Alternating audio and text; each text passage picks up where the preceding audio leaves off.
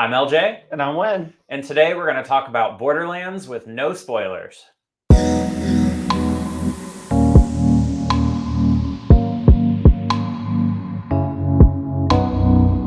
All right, so we're going to break down the characters, the writing, action, world building, theater worthiness, representation, and our rating, all without spoilers. So wish us luck, because we've done more spoiler videos than non-spoilers. So hopefully we won't spoil anything. So first up, we have Cate Blanchett as Lilith. What you got? I mean, I always like a good Blanchett. Is that just your whole character or something? So yes, I will never complain about having Cate Blanchett. I thought that she was by far the best character in this movie. Without giving any spoilers away, she is the focal point of the movie. It is seen very much through her lens. And she does a very good job of making sure that she owns whatever scene that she's in. I thought overall she did a great job selling toughness. I mean, that's kind of her shtick by now. It did make me want more Hela. And the only problem I have with her character is that it just made me want to see her more as Hela. Yeah. Like, I feel like in the context of this movie, she was great. But you can tell when you watch this movie that it was kind of a step down for her as an actress, which, I mean, good for her. She's doing more gigs just for fun. Yeah, I did read that she specifically took on this one to get out of the house after the pandemic. But it's also Cate Blanchett. So when did they record this? I would assume right after we got out of quarantines and stuff. It's a long time ago. But it's Cate Blanchett. I'm assuming that she had many offers, many roles that she could have done. She was very into getting into character for this movie, from what I've read. Like, she got the game. She played the games. I have not. I have not either, to be honest. But I am a gamer, so I at least understand video games. But Borderlands has eluded me for a bit. So I know that she did a deep dive into the character. I know that she's also older than the character is supposed to be in the game. Yeah, I could get that with the whole age gap of some of the other characters and her. Like, there was some that's supposed to be friends with her mom and stuff, but she looked the same age, if not older, than the friends of her mom. That's because she's had it more rough, okay? So go through the life she had. You'd look rough too. Unless her mom's friends were like kids. I know adults like that. But no, she was very good in the role. She was a little old for the role, and you could tell it was written for somebody that was younger. But if Cate Blanchett wants a role, like, yeah, I think that they should have just modified the script a little bit. It should have been her friends or something. Like her aunt or something. Something. Speaking of her friends, my favorite was Jamie Lee Curtis. Mine also was, but we're not talking about her yet. Okay. But yeah, it made me want more Hela. In this context, I think that Cate Blanchett did a remarkable job. She's my favorite character from the movie. Like I said, she also looks incredible. Yeah. Like, cheekbones for days. Cheekbones for days. She also, like, she's in this movie with a bunch of young people for the most part. And she somehow still draws your energy to her most of the time. And that kind of helps because she's one of the more grounded characters. And so I think that she helps the audience kind of into the movie. She's the conduit for us. Anything else on Cate Blanchett? No. Other than she was fabulous. Nothing I can say without spoilers. True. Going on to Ariana Greenblatt as Tina. I enjoyed her. She was fun. I enjoyed her also. I think that some of the cuts that made it into the movie are when they tried to egg her on a little bit, and they're like, "Okay, Ariana, like give a little bit more. I don't care how cheesy it is, and we'll pull it back if it's too cheesy." I do think that there were a few moments that took me out of the movie where she went a little too far, but for the most part, she was one of my favorite characters as well. Yeah, she's and it's right from the very beginning of the movie that you start to connect with her as a character. Yeah, I'm really enjoying her rise to stardom. Like Girls in everything. I've enjoyed everything she's been in. So I think she's going to become one of my new favorites. I mean, as soon as she was in Barbie and then she started popping up in other stuff, I was like, oh, okay. But she's also been like young Gamora and young everybody, because she was also young Ahsoka.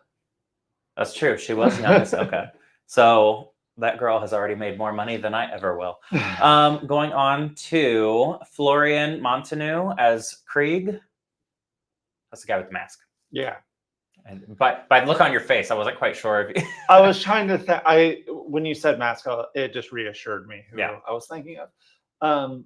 He doesn't talk that much in the movie. And so when he does, you can 100% tell it's just like ad libs from the game. Like, I would not be surprised if they just took the cut voice of the game and put it over top of him, because you don't see his face at all.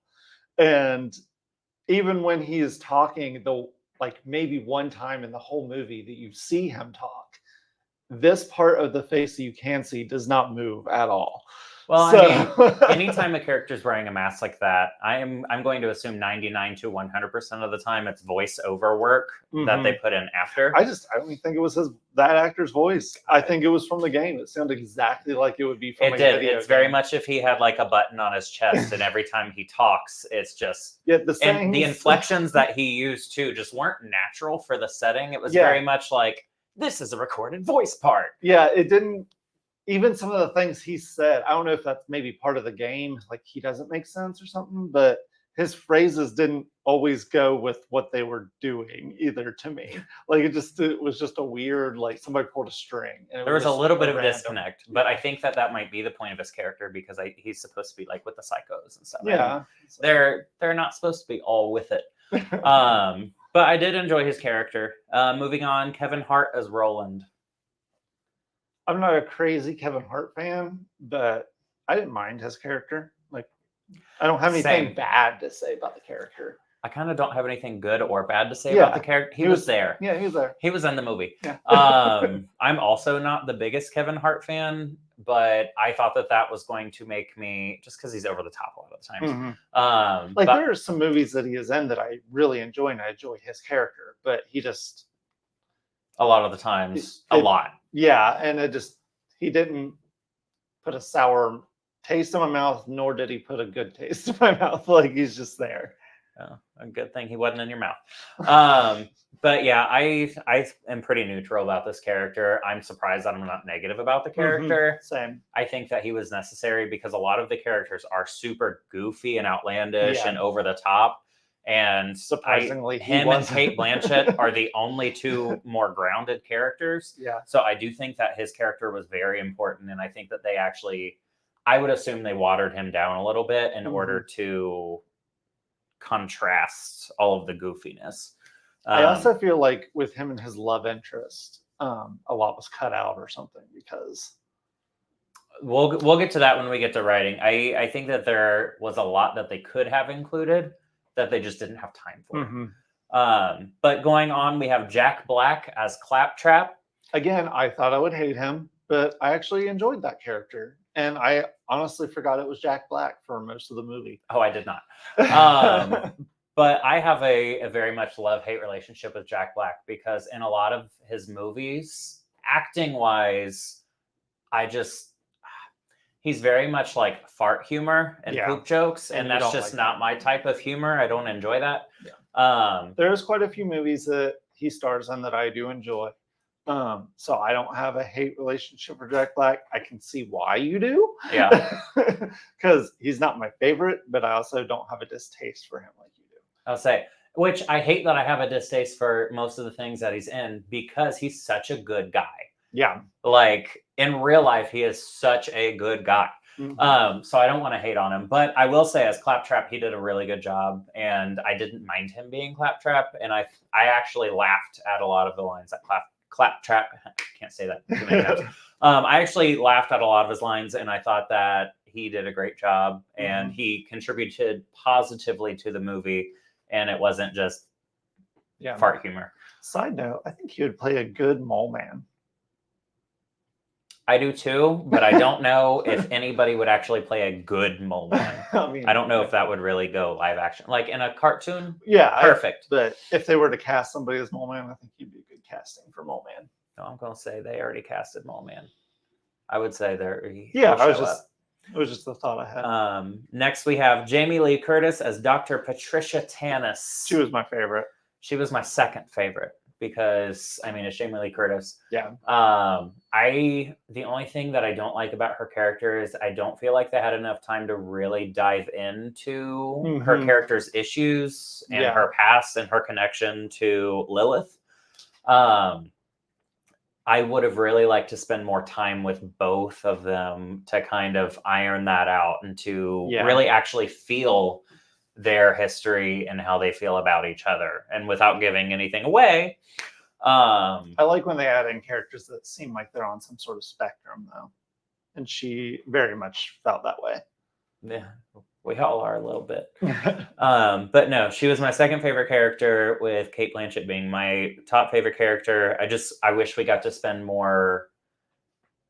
a deeper level with her character and most of these characters. But moving on to Gina Gershon as Mad Moxie. Which one was that? She had the bar. Oh, yeah, I liked her. She was fun. I did like her too, but again, that's another character that I wish we got a little bit more time with. Yeah. That whole part of the movie, the only issue that I had is, I'm assuming, I've never played Borderlands, but I'm assuming that the game is over the top. Yeah, I would imagine. Bright. But to me, it was like they tried to recreate One Piece, but they went a step too far, so it didn't work as well. The over-the-top costuming and most of the world building I thought was great, but I thought that some of the costuming with her and the other characters, I don't know if it's just because it contrasts so much to everyone else or the other settings. But it's like they took her out of One Piece, but she didn't quite work in the other world, because One Piece somehow got this perfect balance of cheesiness, but also being able to do it live action without it being totally ridiculous. But it is ridiculous, but that's the point, but you believe it. So her scenes didn't quite work as well with me. I loved her as a character. I don't know what the original character is supposed to look or be like. Yeah. But I did like her, and I liked her little bar, and I liked I liked the she was very much in charge. It was a fun character. And then last up, we have Edgar Ramirez as Atlas, the baddie. I don't really have much to say about him. I think his little mask thing was cool. Yeah, non-spoiler, he does have this little mask thing. It's not really a reveal because you see that it's a mask. And that is pretty cool, and it's a lot different than how like an Avengers movie does it, where you can't tell that they're wearing something and then they just go, "Oh, I was wearing a mask." Yeah.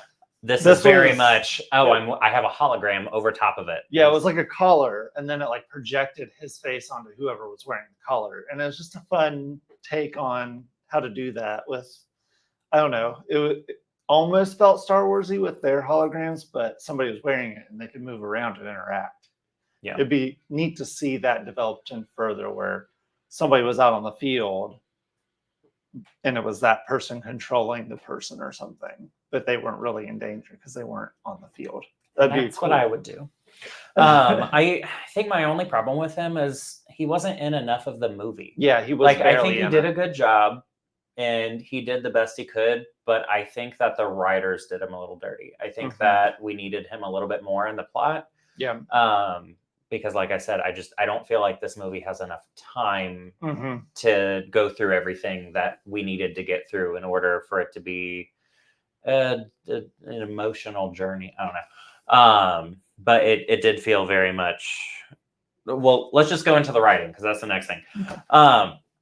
So I have that the story is pretty basic. And the only character that we really have a chance to connect with is Lilith.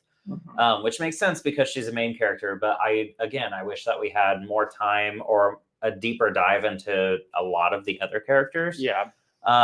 So there was a brief moment where Tina showed her insecurities and she broke her persona for a second, but it was so short-lived that we weren't really able to emotionally latch onto that because it immediately went into a goofy scene. And then we quickly move on from it. I had that this movie is written very much like a video game. Like, we need to do objective A, objective B, objective C, here's the finish. But the problem with that is being written like a video game. Video games have like 8+ hours to tell a story most of the time. And this did not. So we got the journey that you would play through, but none of the side quests, none of the nothing to dive in deeper with the characters or the story or the setting. I wish that they would have dug a little deeper in these characters and gave them a little more traits and things like that. Because if I want to watch a video game movie, I'll just get on YouTube and I'll try to find the movie cutscenes. Honestly, I might, because I liked the world. I think that this would have benefited from maybe being a show. Like how they did Fallout. I thought that a good show. I felt like I was able to connect with all of those characters. We had plenty of time, and it wasn't task A, B, C, finale. It was a little deeper. Let's see. I could see enjoying it more as a show than a movie. Yeah, I also said that it is very much what you would picture of a Jack Black action movie. Like I said, a lot of it looks like One Piece, but they go a step further in the silly direction. So you're not as grounded because there's just too much silly there. I did have a lot of fun with the movie. I thought it was a fun movie. I'm glad that I saw it. I'm glad I saw it too. I don't know. I wouldn't go back to the theaters to see it. I would maybe watch it on streaming if I was bored one day, but it wasn't like movie of the year. If there was nothing else on, then maybe. But yeah, anything about the writing for you or? Not really. It was kind of cut and dry forward. You know what you're getting walking into it. It almost felt like one of those 90s apocalyptic movies, like Waterworld or... And I think that's also what took me out of it a little bit, is because it very much comes across when you watch it as a movie that was made in the 90s or 2000s. See, that's one thing. With maybe slightly better CGI. And while I liked that, it wasn't advertised. It was like if they tried to make Guardians of the Galaxy in 2002. That's kind of the vibe of the movie. And I thought we were getting more of a Guardians type movie with the advertisement, but I wasn't disappointed, but I also wasn't pleasantly surprised that it did feel like an apocalyptic 90s movie, because I love that genre. So I was fine with it, but it's also not what I was expecting. So it's kind of... You were like, oh, and then the movie was over. But no, it was fun. And I thought that the action scenes were pretty good. I actually liked the action scenes because I feel like that's where a lot of the characters shined the most. And I thought that that's where they showed the most uniqueness. Like, no spoilers. So Lilith, very serious. She shoots first, asks questions later. Tina, she's a sneaky person. She sneaks in bombs here and there, and she has fun with it. She enjoys blowing people up. Essentially the Harley Quinn of the group. But Krieg, very just chaotic, goes for it, doesn't care if he gets hurt. He'll just keep swinging. I was a little disappointed with him. I thought we'd get more from him. Just like I said, I've never played the game, so I don't know, but I was hoping that he would be the character I liked, because he was interesting. Because he had pecs. But there wasn't a lot of him. So he was all body, no brain. But yeah, I also liked the world building. The world was fun. I would like to revisit it, but in more detail. So I would love a sequel or a sequel series to this movie. You're getting it. Oh, I 100% can tell you that I am not. But it needs to have more detail. It needs to have better pacing. It was too fast. We didn't get to actually appreciate anything before moving on. While it was very much a popcorn movie, it was very much bam, bam, bam, bam, bam. Okay, leave the theater. But no, I liked the world. I would like to spend more time on it. I would like to get to know it better, take it to dinner. I just want to see these actors again. I don't care if it's this movie. I just want to see these actors in more things. Cate Blanchett did come back to voice Hela in What If. Yeah, I would love to see her come back. Me too. Theater worthiness. Is this a movie that you have to see in theater? You are better off seeing it in theater. You can see it in theater. You shouldn't see it in theater. Wait till streaming. Wait till Well, we had already seen just about every other movie, so it was fine for us to go to the theater and see it. we do go see almost every movie in theaters. If you're up in the air on, oh, should I see this or something else? See the something else. I don't know. It depends on what the something else is. Like if you have not seen Deadpool and Oh, yeah. Wolverine, that yes. But why are you even considering this movie if you haven't seen Deadpool and Wolverine? Correct. But if it's like the other stuff that's out right now is like Twisters and the one scary movie that you wanted to go see, what's that called? I mean, it's not really a scary movie. It's where he's a murderer. A thriller. He's in like a concert. Yeah, but I would say if you've already seen Deadpool and Wolverine and want something else to check out, totally do it. If you have not, Deadpool and Wolverine. But I don't think that right now that there's any super strong competition. So if you're just wanting to go to the movies and have a good time, this is a pretty good movie for you. Yeah. If not, I would not buy it when it comes to PVOD. I would maybe rent it or wait until it comes to streaming for no extra cost. I would wait till streaming. That's just my opinion. You're also super patient with media. Because if you don't see it in the theater, it goes off the radar until 10 years later. And you're like, oh, I never watched that movie. But I would say you would, regardless, you can 100% wait to watch it at home. It's fun. It's enjoyable, but it's not like a big theatrical event to where watching it in the theater isn't going to make you appreciate it any more than watching it at home. And it's not a super big movie to where you're going to have to worry about spoilers and all that kind of stuff. Like nobody's going to be posting spoilers from this movie. Representation. There was none. There was zero. Not a big deal. I didn't expect that from this movie. Representation anyway. I mean, there was a few. Right. We had a couple characters of color. I count Moxie as a drag queen. But I mean, there were really no romantic anythings in this movie. So representation. It didn't really come up because there wasn't any. I mean, other than. I am 100% convinced that Lilith likes girls. But that's my headcanon. Wouldn't be surprised if Maxie liked everything. Everybody's gay in the movie. We'll just say that. But yeah, I would give it a 0 out of 10 for representation, which fair. LGBT. Yeah. Representation. And then last thing, short and sweet video this time. Last thing, we have our overall rating for the movie. So me or you first? You can go first. All right. So for me, anything probably 4 and up is watchable. 5 and up is enjoyable. I'm going to rate this one a solid 5 out of 10. So the lowest rating that we've given since we've started the channel, but overall, I did enjoy the movie. I'm glad that I watched it. I think if you are a gamer, I don't know. Like we said, we have not played Borderlands, so I can't really speak to if you are a Borderlands gamer, how you will enjoy this movie. But in a general public sense of somebody that does play video games daily, I enjoyed it. I wish that it was a little deeper. I wish I got to know more of the world. And maybe if you play the games, you already know more of the world, so you won't be bothered by that as much. But for me, a general public person, I'm going to rate it 5 out of 10.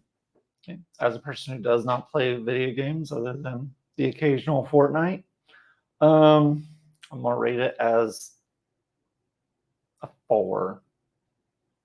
Fair. There's worse movies, there's better movies. Yeah. But you can tell that Cate Blanchett, this is like, she was really in. She gave it her all. And if nothing else, if you're a Cate Blanchett fan, this movie is for you. If you're an Ariana Greenblatt fan, this movie is for you. If you are not a gamer, don't like fantasy movies, need deep dives into your characters, this movie is probably not for you. The actors is what gave it the 4 for me. I was about to say, if these actors weren't in it, it would be much lower. Blanchett carried this movie. If she was not in it, that would not be a 5. Jamie Lee. She was great, but she didn't carry the movie. She wasn't in the entire thing. So without further ado, that was our non-spoiler review of Borderlands. It is out in theaters now. You can watch it in theaters or at home. It is up to you. But until next time, I'm LJ. I'm Len. And you have just watched Bleeding Rainbow Comics. See ya. Bye.